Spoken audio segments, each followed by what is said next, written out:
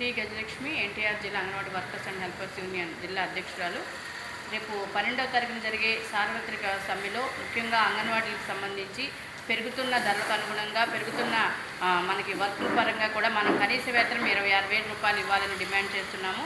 కాబట్టి రేపు ప్రవేశపెట్టబోయే 12వ తారీఖున 14వ తారీఖు ప్రవేశపెట్టబోయే బడ్జెట్లో కూడా అంగన్వాడీలకి వేతనాలు పెంచాలని, అలాగే మే నెలంతా కూడా సెలవులు ఇవ్వాలని, అలాగే సాయంత్రం పూట పిల్లలకి కూడా స్నాక్స్గా ఇవ్వాలని, తర్వాత పిల్లలకి కందిపప్పు నూనెకి సంబంధించి మనకి క్వాలిటీ క్వాంటిటీ కూడా పెంచాలి.